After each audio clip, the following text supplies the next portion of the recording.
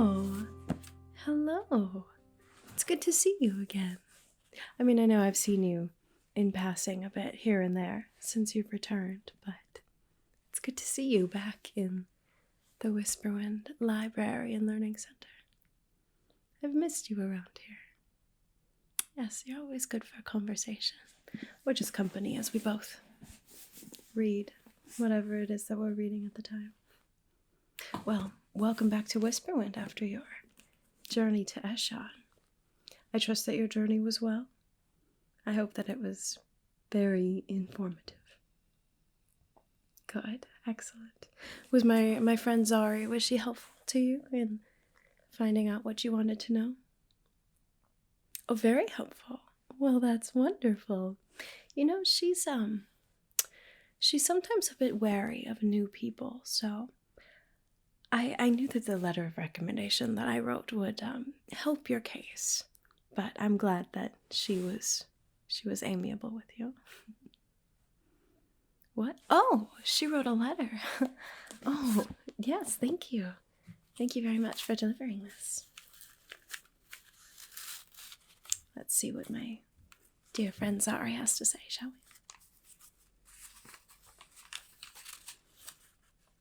we? She has such lovely handwriting.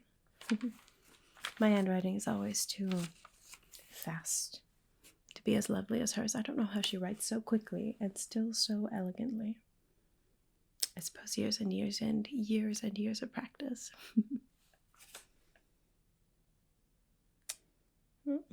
Seems that you made quite an impression on her. Yes, she was rather curious in why you were studying the Great Separation in that particular era of history. I must say I'm still a bit curious as well, but it seems that she is quite intrigued by you. Oh my goodness.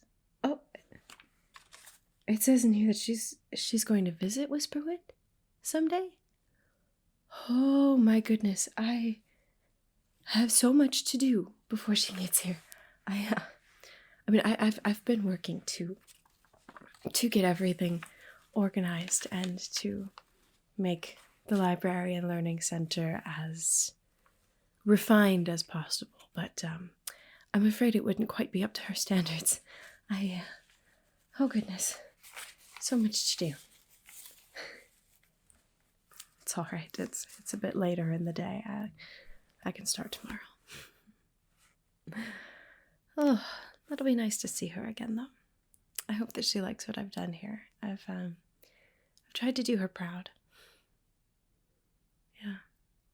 Although there are quite a few things about this little town, Whisperwind, that well, it's different from Eshan, the beautiful, refined city of Eshan. It still definitely has its charms. I've gotten to know a few others in town a bit more since you've been gone. Actually, I've become very, very fond of incense, thanks to our lovely friend Clea.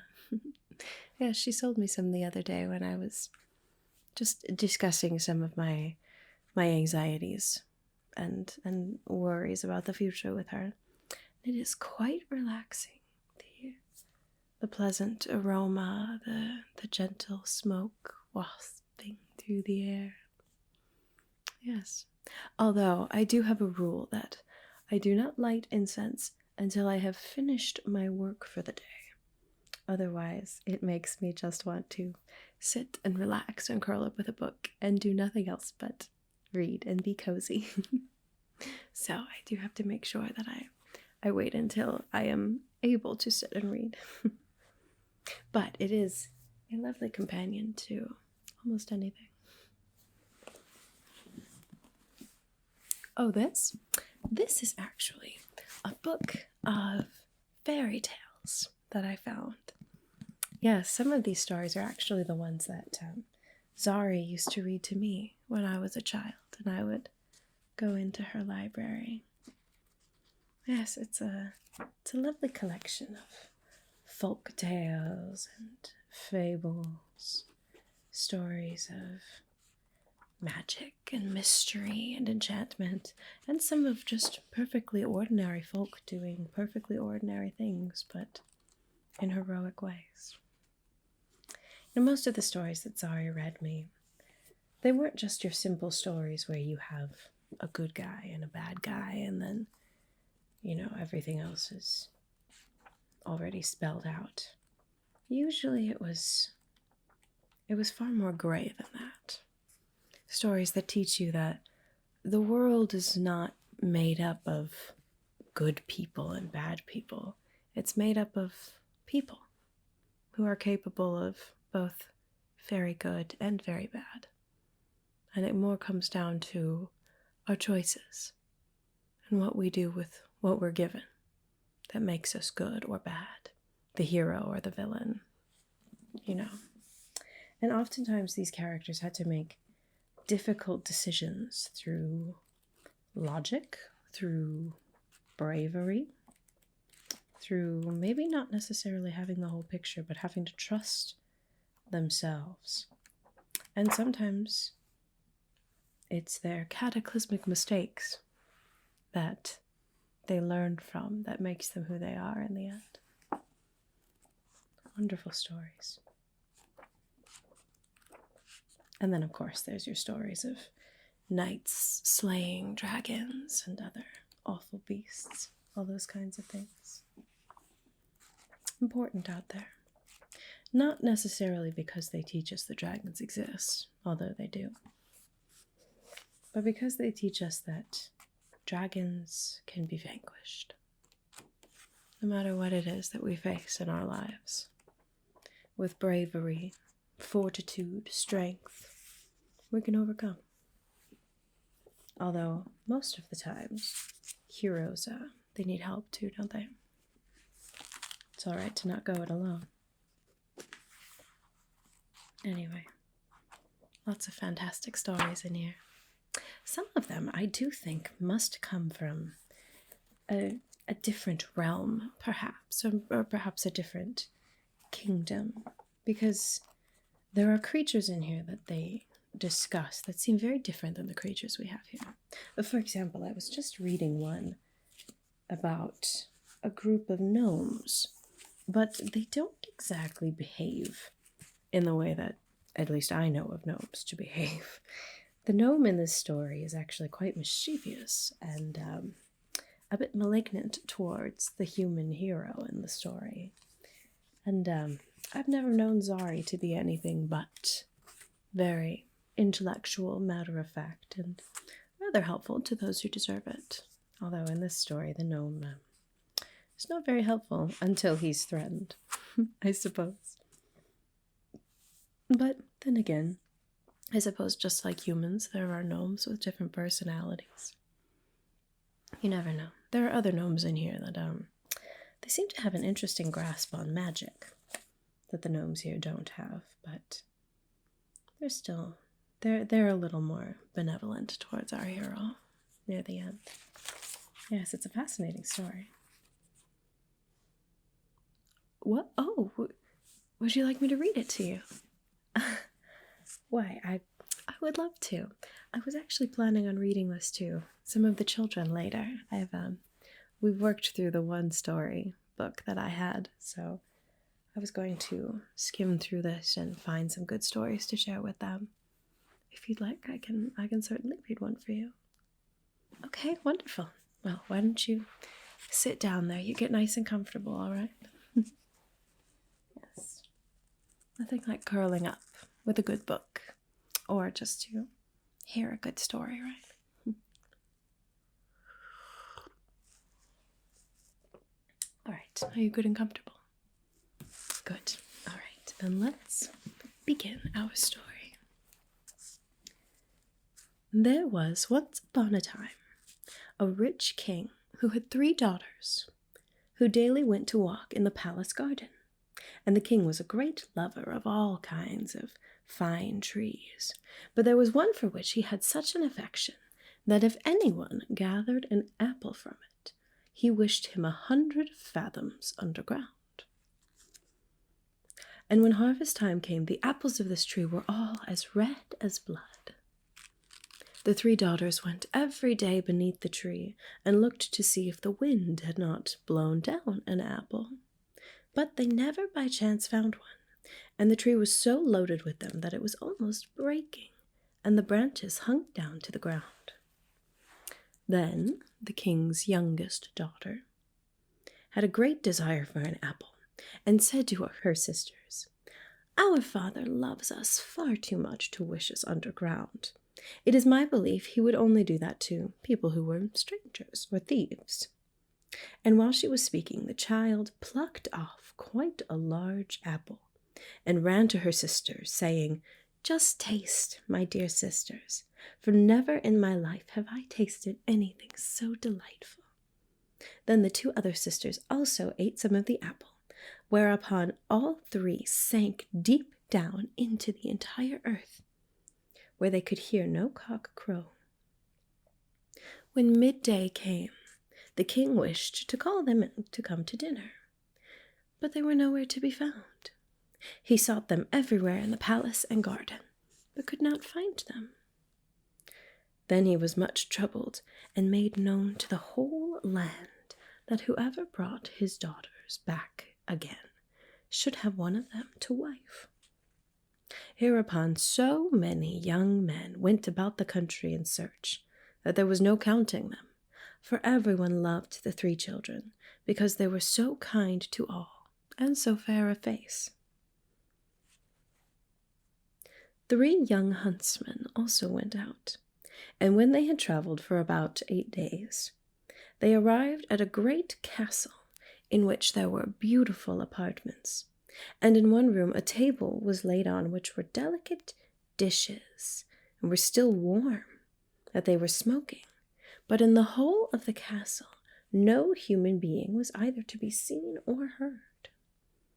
They waited there for half a day, and the food still remained warm and smoking, and at length they were so hungry that they sat down and ate, and agreed with each other that they would stay and live in that castle, and that one of them, who should be chosen by casting lots, should remain in the house, and the 2 others seek the king's daughters. They cast lots, and the lot fell on the eldest. So next day the 2 younger went out to seek, and the eldest had to stay home. At midday came a small mannikin, and begged for a piece of bread. Then the huntsman took the bread, which he had found there, and cut a round off the loaf, and was about to give it to him. But while he was giving it to the mannikin, the latter let it fall, and asked the huntsman if he would be so good as to give him that piece again. The huntsman was about to do so, and stooped, on which the mannikin took a stick, seized him by the hair, and gave him a good beating. Next day, the second stayed at home, and he fared no better. When the 2 others returned in the evening, the eldest said, "Well, how have you got on?" "Oh, very badly," said he, and then they lamented their misfortune together. But they said nothing about it to the youngest, for they did not like him at all, and always called him stupid Hans, because he did not know the ways of the world. On the 3rd day the youngest stayed at home, and again the little mannikin came and begged for a piece of bread. When the youth gave it to him, the gnome let it fall as before, and asked him to be so good as to give him that piece again. Then said Hans to the little mannikin, "What, can you not pick up that piece yourself? If you will not take as much trouble as that for your daily bread, you do not deserve to have it." Then the mannikin grew very angry, and said he was to do it. But the huntsman would not, and took my dear mannikin and gave him a thorough shaking. Then the mannikin screamed terribly and cried, "Stop, stop, let me go, and I will tell you where the king's daughters are." When Hans heard that, he left off shaking him, and the mannikin told him that he was a gnome, and that there were more than 1,000 like him, and that if he were to go with him, he would show him where the king's daughters were. Then he showed him a deep well, but there was no water in it. And the gnome said that he knew well that the companions Hans had with him did not intend to deal honorably with him. Therefore, if he wished to deliver the king's children, he must do it alone. The two older brothers would also be very glad to recover the king's daughters, but they did not want any trouble or danger. Hans was therefore to take a large basket, and he must seat himself in it with his hunting knife and a bell, and be let down. Below are 3 rooms, and in each of them was a princess, who was lousing a dragon with many heads, which he must cut off. And having said all this, the gnome vanished. See, that's something. I've never seen a gnome vanish before. Then again, I've never seen a gnome use magic at all. Perhaps they do, and Zari just doesn't advertise it. When it was evening, the 2 brothers came and asked him how he had got on, and he said, pretty well so far, and that he had seen no one except at midday, when a little mannikin had come and begged for a piece of bread, that he had given some to him, but that the mannikin had let it fall and had asked him to pick it up again. But as he did not choose to do that, the gnome had begun to scold, and he had lost his temper, and had given the gnome a shaking, at which he had told him where the king's daughters were. Then the 2 were so angry at this that they grew green and yellow. Next morning they went to the well together, and drew lots who should first seat himself in the basket, and again the lot fell on the oldest, and he was to seat himself in it, and take the bell with him. Then he said, "If I ring, you must draw me up again, immediately." When he had gone down for a short distance, he rang, and they at once drew him up again. Then the second seated himself in the basket, but he did just the same as the first. And then it was the turn of the youngest, but he let himself be lowered quite to the bottom. When he had got out of the basket, he took his knife and went and stood outside the first door and listened, and heard the dragon inside snoring quite loudly. He opened the door slowly, and one of the princesses was sitting there, and had 9 dragons' heads lying on her lap, and was lousing them. Then he took his knife and hewed at them, and the 9 fell off. The princess sprang up, threw her arms round his neck, and embraced and kissed him repeatedly, and took her necklace, which was made of pure gold, and hung it round his neck. Then he went to the second princess, who had a dragon with 5 heads to louse, and delivered her also. And to the youngest, who had a dragon with 4 heads, he went likewise. And they all rejoiced, and embraced him and kissed him without stopping. Then he rang very loud, so that those above heard him, and he placed the princesses one after the other in the basket, and had them all drawn up.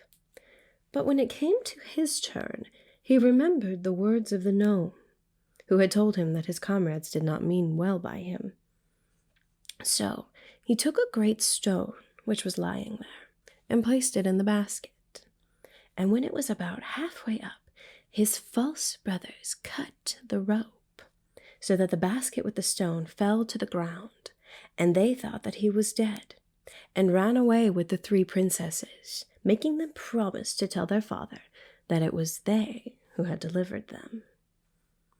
Then they went to the king, and each demanded a princess in marriage. In the meantime, the youngest huntsman was wandering about the 3 chambers in great trouble, fully expecting to have to end his days there, when he saw, hanging on the wall, a flute. And then said he, "Why do you hang there? No one can be merry here." He looked at the dragons' heads likewise, and said, "You 2 cannot help me now." He walked to and fro for such a long time that he made the surface of the ground quite smooth.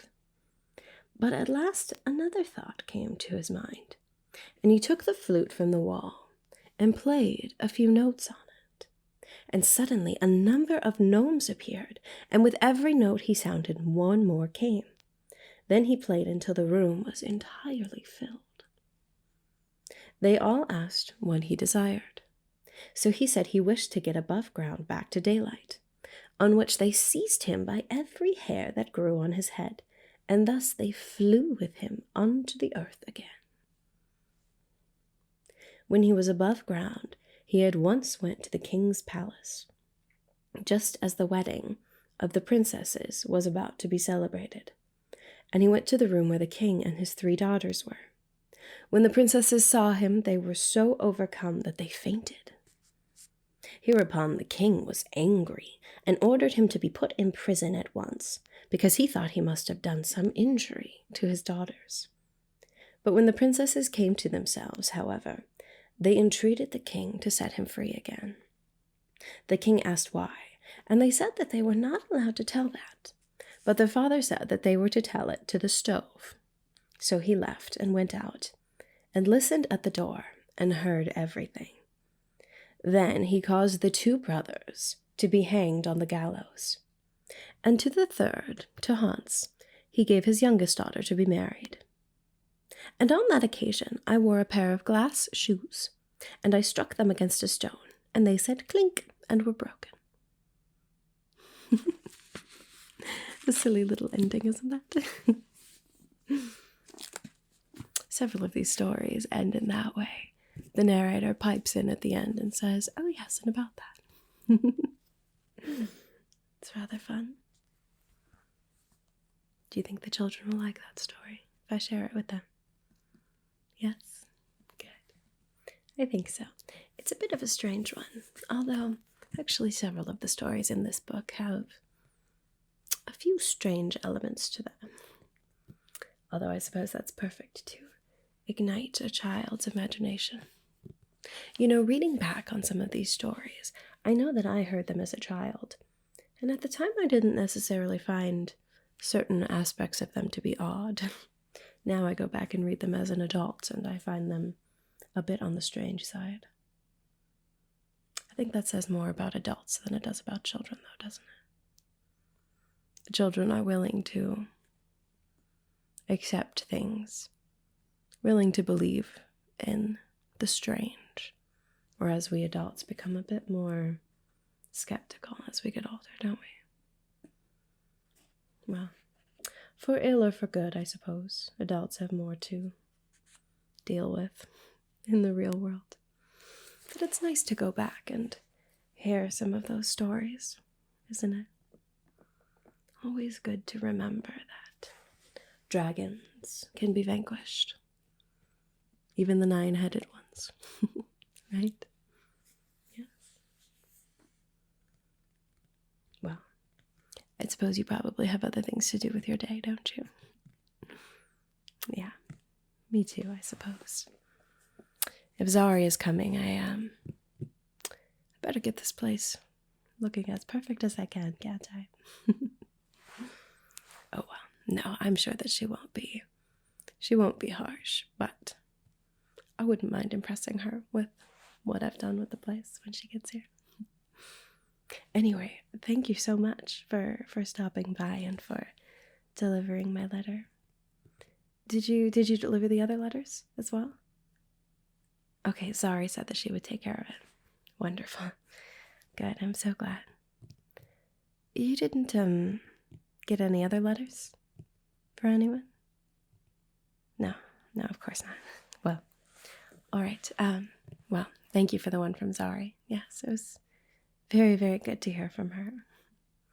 And I am very excited about her coming to visit here, regardless of the state of my library.